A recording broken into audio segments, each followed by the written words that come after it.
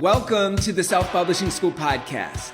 This is the podcast to listen to if you're an aspiring writer or an author who wants to be more successful. On this show, you'll learn how to write and launch a book successfully, all from the top authors and people just like you who are doing it at the highest level. I'm your host, Chandler Bolt, the founder of Self-Publishing School, the author of the book called Published, and the CEO of selfpublishing.com. For free training on how to publish a book that sells 10,000 copies, go to selfpublishing.com/free training. Hey, Chandler Bolt here, and joining me today is Andrew Biernat. Andrew is an author success coach at selfpublishing.com. He specializes in nonfiction, memoir, and children's books. He's also the author of multiple books, including his book, 26 Ways to Break Your Weight Loss Plateau.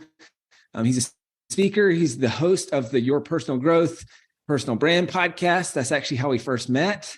And you can check out my interview on that podcast. Andrew, really great to have you here. Awesome. Thank you, Chandler. Number one for having me on the show, and really number one before that for having me on the team.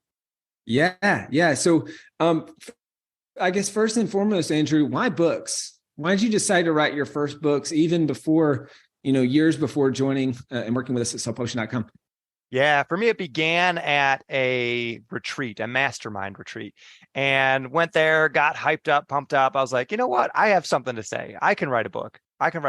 And so I went and I read like 4 or 5, actually maybe even closer to 10 books on self-publishing. And I got so confused. And actually in that pile of books was one of your first books on self-publishing. And I remember I was like, oh man, this guy's really, I remember exactly where I was. I was in an airport, was reading through your book. I was like, oh, I like this guy's style, I like the way he talks about stuff. And then I read a bunch more books and was just super confused on how to do stuff. And really for me, the biggest disconnect was fiction and nonfiction are marketed very, very differently. And the books I was reading, some of them were really fiction focused and some of them were really nonfiction focused. And it just, all the signals crossed. And my first book was a little bit of a mess, but I learned a lot. And then I wrote my second book during COVID, which is the one we're kind of talking about here today.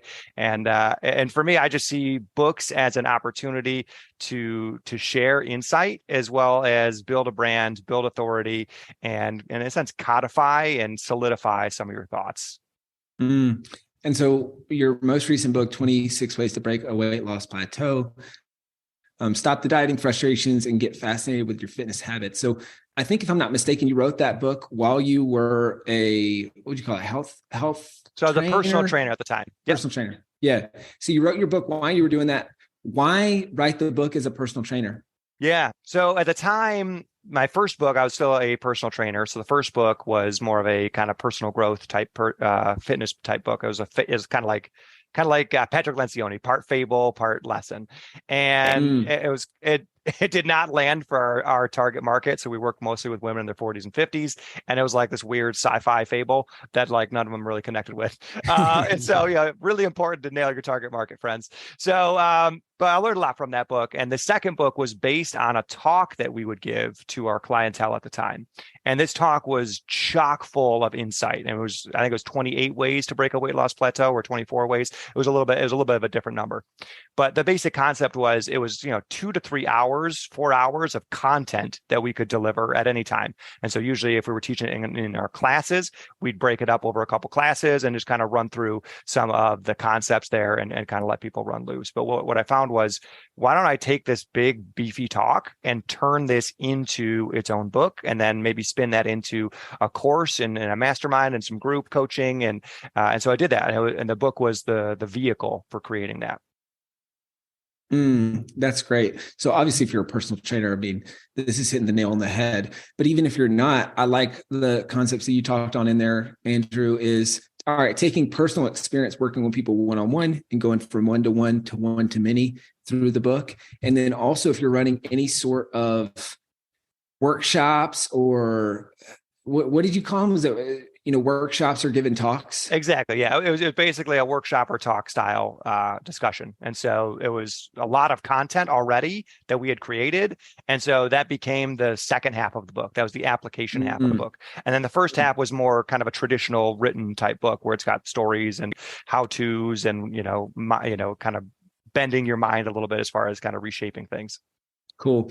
So I think great lesson in there for people who do workshops or talks is you've already written the book. You maybe just didn't know it yet. 100%. And the ability to turn those workshops or talks into into a book and into book content. So let's kind of fast forward a good bit to the relaunch. Sure. And obviously, when you join the team at selfpublishing.com, we kind of send you through a boot camp, take you through a lot of our curriculum. You're working with authors, and we're doing a relaunch so that you're implementing a lot of stuff that we teach. So I guess backing up a little bit, though, why did you decide to relaunch this book, and why should authors consider relaunching their book? Sure. One of the big reasons for the relaunch was I made a couple critical errors in creating this book. And I learned a lot in creating this book, almost like anything you do. You get to learn a lot in the process of making it. And the book I initially designed, I'll show it for those on video, looked more like a personal growth and development book than a fitness book. It didn't really quite fit the fitness industry mold as far as what people were looking for. And also when I wrote it and published it, I had created it for our current clientele. I had created it to serve a purpose of creating a mastermind. And it did that. I made probably about 4,000, 5,000 gross revenue in creating this book and course and everything that went with it. But with that, I actually learned in the process, I was like, man, I don't actually want to be a personal trainer anymore. And so that kind of started a career transition, but the book was kind of a big piece of that. So I did an initial like internal type release for the book where our clientele got to experience it and we brought in some revenue and we were able to help a bunch of people. But I didn't then go out to the masses and push it and get reviews. So if you find the old copy on Amazon, you guys will see there's one review and it's a 1-star review.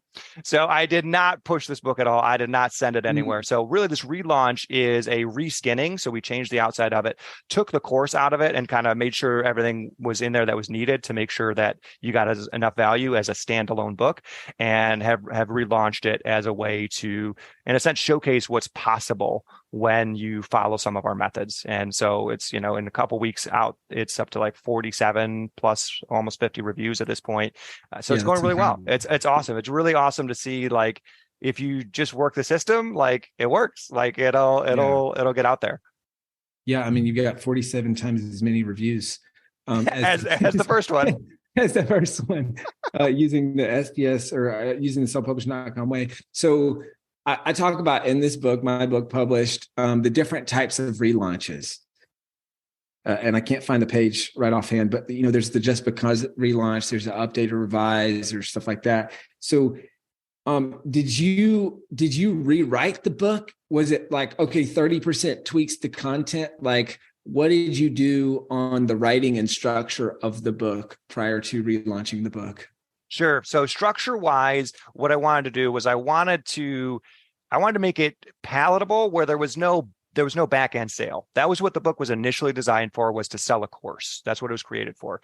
And when I transitioned out of the fitness industry, I don't really want to be selling fitness courses anymore. It's something I enjoy and it's something I have expertise in, and I could sell fitness courses in that, but it's not what I want to dedicate my time to. So I stripped out the main purpose for the book existing, right? And so then, okay, so now why is this book here? What's the purpose of it? And so for me, the purpose of this book is to still share some of my insights, still be useful and valuable, and do it in such a way that it can be standalone. It's got everything you need right in there.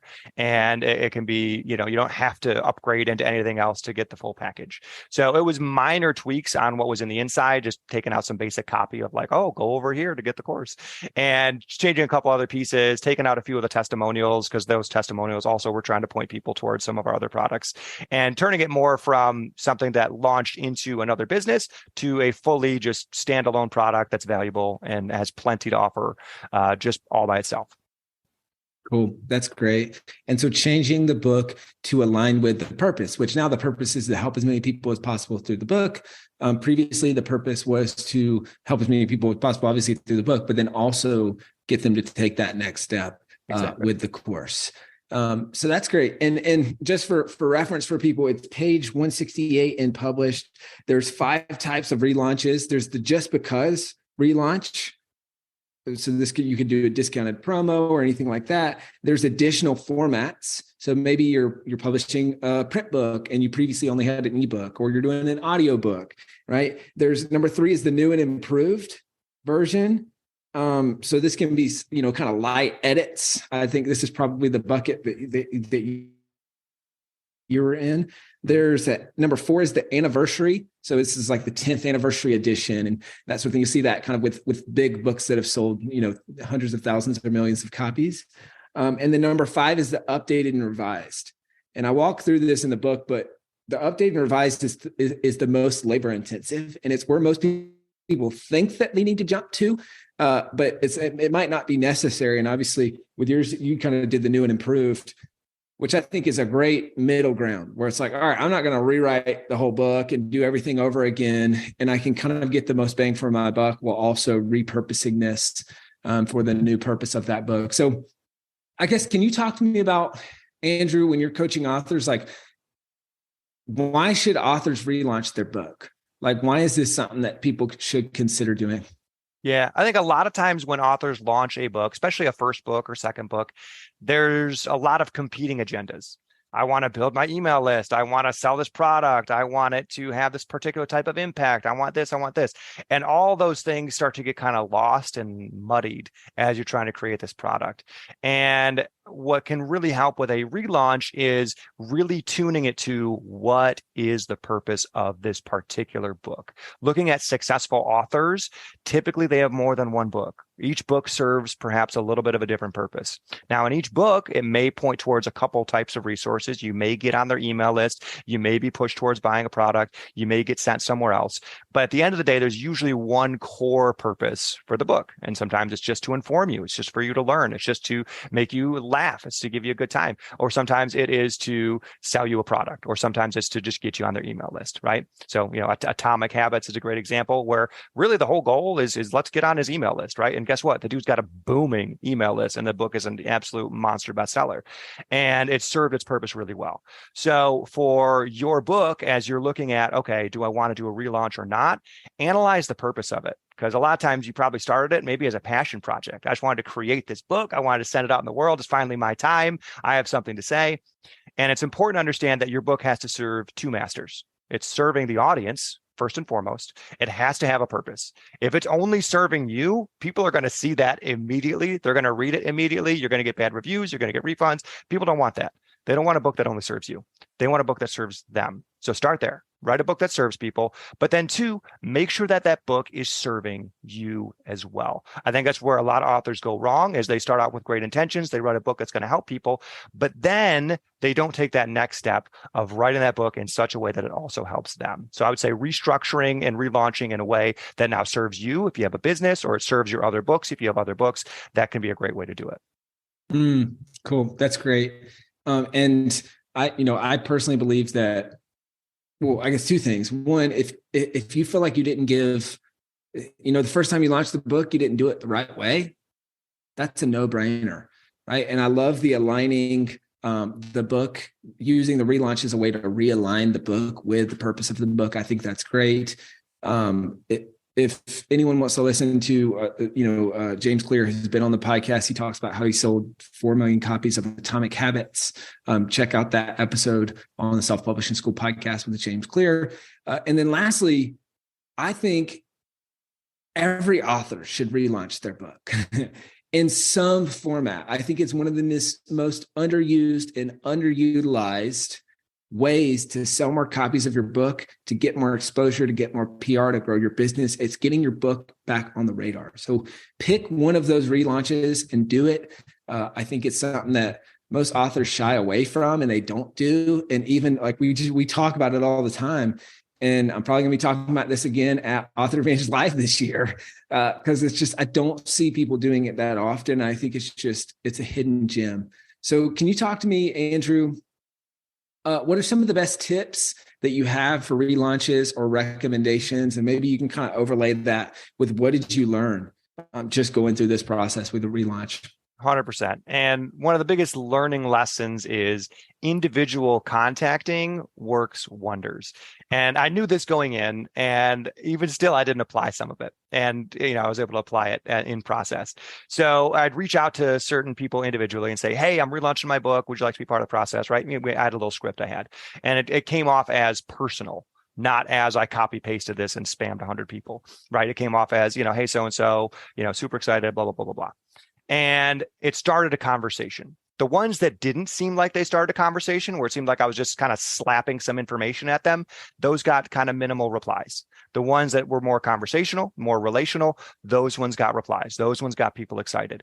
Now, I also am in a lot of group texts. Right? I have groups of family, groups of friends, and a lot of times it's easy just to shoot something off into the ether, send it to the group text, and see who bites. Right? And so I sent it off to one of my friends' group texts, and total crickets. You know what I mean? Like absolutely nothing back. And a lot of that is some of the social pressure that comes in when multiple people are getting a message that's intended for everyone. When you send something that's intended for everyone, in many ways, it's intended for no one. And you apply that same process to your book. If your book is for everybody, really, it's for nobody. And so when I send a message to everybody in that sense, right, just like you blast your email list and say, hey, everyone, a lot of times it's going to land only on a couple people. So if I had, instead of sending it out to 12 people all at once, if I had individually messaged each of those 12 people, I would have gotten significantly higher success rate with that particular group of friends, right? Now, I applied that to the rest of my groups of people and reached out individually and worked way, way better that way. And then I would say next step is the follow-up. If you're going to reach out individually, you have to have a plan for how you're going to keep following up with people in that process. So have a step 1, have a step 2, have a step 3. And really what you're doing is you're promising. And you're promising what you're going to deliver, and then you go and deliver that. And that enhances relationship, whether you're in sales, whether you're just a person looking to improve your relationship with people. Make promises and then deliver on those promises. If you say you're going to send the ebook or the PDF copy of the book early, send them that PDF copy of the book early. And then once they get that, you have enhanced that relationship. You follow through on a promise, and that makes it more likely that they want to do the same for you. And so in that process of reaching out individually and then following up individually, significant returns as far as number of people that actually went and reviewed, actually went and purchased the book. Nice. So individual reach outs, individual follow-ups helps get feedback, purchases, and reviews. Any other tips or things that you learned from relaunching the book versus the first time that you launched the book? Sure. I think a big piece that a lot of people overlook is how critical it is to make your book blend in and stand out at the same time. You want your book to look like it fits in your genre, and you want it to be different enough that it's unique and it stands out on the page. And that was something I missed and I kind of whiffed on with my first version of the book. The cover looked very self-help-y and not necessarily fitness and nutrition. And so it didn't really fit in those genres. It didn't really fit in those other areas. And so by reskinning it, by changing the outside and thinking of it differently, thinking of the outside not as a reflection of my book, thinking of the outside as a reflection of the customer. Because I look at some of the old books that I have, like 7 Habits of Highly Effective People. I think I've got 5 or 6 or 7 copies of it. Every time I'm at a thrift store, I think I buy one. And every time I buy one, it looks different than the other ones that I have. They've reskinned that book probably 50 times at this point. And it's not because they like the skin of it or it looks super special compared to the last one. It's just fitting the genre currently. And that's all the outside's supposed to do. It's supposed to fit that genre, but also stand out enough that it gets noticed on an Amazon page or on a bookshelf. And so that was another big lesson that I learned was just in the marketing of your book. That's all the cover is. It's part of the marketing, and don't get bent out of shape if it doesn't look or have the exact symbols or the exact metaphors that you want it to have. It's marketing purely. That's really great. That's really great. And I think even, if people are watching on the YouTube version of this, I'll just share my screen and look at some of the changes you did. I mean, so you've got the first version of the book here where there's no subtitle, the description isn't as good, and the cover isn't as good. And then you see all the improvements that you made. I mean, this cover is awesome. It's to your point, it's on genre. And so this fits with the genre. You're following kind of our our best-selling book cover process, talk about this in Publish. We talk about this in our training programs. And then you've got a good subtitle, Stop the Dieting Frustration and Get Fascinated with Your Fitness Habits. And then you've got a clear and compelling book description and some special formatting so that people are intrigued to click in and that sort of thing. So I think those are some really great examples of things that you can improve as part of a relaunch. Now let's switch gears a little bit to lessons learned from coaching. So obviously, I mean, you've got thousands, if not 10,000 hours in fitness coaching specifically. You've worked at the Chamber of Commerce, so you've got business coaching specifically, and then obviously running your podcast. So kind of a wealth of experience in the coaching world. And that's one of the things that really attracted us to bringing you on the team. Now you've been at SPS at the time of this recording a little over 90 days. So you've had a chance to work with a ton of authors. You've already completed hundreds of calls with our authors. And so I want to zero in on some lessons learned. And so if you're listening to this or watching this, and maybe you've signed up with selfpublishing.com, you've got Andrew as your coach, this will be really helpful. Is how to prep for that call. Or if you're not working with us, this will be kind of a sneak peek into what that process looks like. So first question, I guess, for you, Andrew, is what have you seen from your experience so far? What's the number one challenge that most of our authors face as they're starting the process? I think clarity on what the book is supposed to do. I think that's probably the number one issue I run into is they know they need to write a book. They know it's kind of probably going to be about maybe this thing, but they're not sure what it's supposed to do for their audience, and they're not quite sure what it's supposed to do for them. And that's really one of the first things I try to work on with people is who's your avatar? Who is your person? Try to give them a name if you can. And maybe it's an actual real person. And it could be yourself 30 years ago, or it could be a friend, or it could be a coworker, or it could be one of your ideal clients. But give that person a name, and you're going to write to them, almost like you're having a conversation with them, particularly for nonfiction. You're going to write to that person, and this is what you need. Here is the value you're going to get. And when you can have that avatar, it really shapes the rest of the book. Because I started my first book, and it was not aimed at my avatar. Obviously, it was a science fiction book targeted at middle-aged women, right? And so it didn't land with them. It was not a huge success. They weren't like, wow, many of them read it and they're like, yeah, it's not really my genre, but I read it because I like you. And I was like, I really appreciate you. Thank you. But at the end of the day, if I wanted to reach a broader audience of my target market, that was not the way to do it. And so for hitting your avatar, once you know who your avatar is, the rest of it becomes so simple because you just look at what their problems are. You look at what their challenges are. What are their dreams? What are their hopes? And once you can establish that, you know exactly what you need to deliver because you have something special, something that makes you unique. Everything's already been written. Everything's already been talked about. Unfortunately, right? We're not going to be able to really often blow up a paradigm. Right. Once in a while, a couple times a generation, somebody comes out with a book that's never been heard of before. Right. But typically what we're doing is a different take. It's a different iteration, but it's your personal spin. It's your personal experience. It's your insights. And that's what makes your book special. So you're bringing your insights to your book targeted at your avatar. And that's what makes it unique. So that's step one. And then step two is going to be kind of that back end of it is what's that book going to do for me now? Okay, so it's obviously going to help my avatar. It's going to help them. Now, how does this book impact me? Is it going to be for my business? Is this just going to be something I put on my shelf? Is the intent here to send this book to people? Is this going to be like the Trojan horse? Am I going to, send this book out and that's going to start conversations? Is this supposed to be a free giveaway? Whatever it's supposed to be, make sure you know that as you're writing it, because that'll determine what some of the resources are that you have in the book. That'll determine, again, some of the chapters that you write about, some of the things that you leave out intentionally, and some of the things that you point to within that book.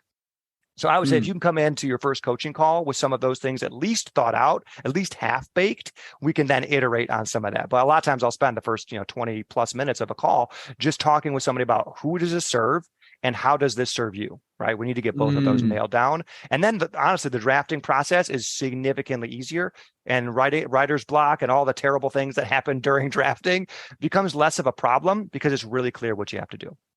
Yeah, that's great. And so what I would encourage people to do is take this 4 Ps process. Again, if you're watching on the YouTube channel, you can see this. It's in page 58 of Published. Also in the course, person, pain, promise, price. Define those four things at the start. You're going to write a better book. Like Andrew said, you're not going to have to deal with writer's block as much. There's no promise that you can totally avoid it. Yeah. And you're going to have clarity on your voice and all that stuff.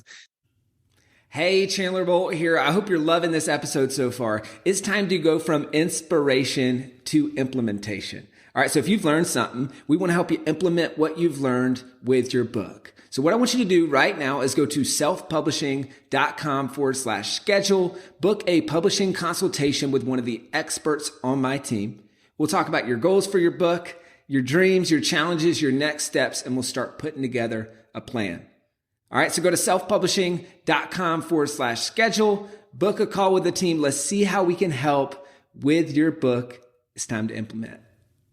All right, so follow-up question. So what keeps people from getting started with their book? So obviously, you're talking to people after they've made that commitment. We always say that people who pay attention. So they've already paid money, they've signed up for selfpublishing.com. And so they're kind of over that initial hurdle, but even still, people have these doubts that creep in, these things that keep them from getting started.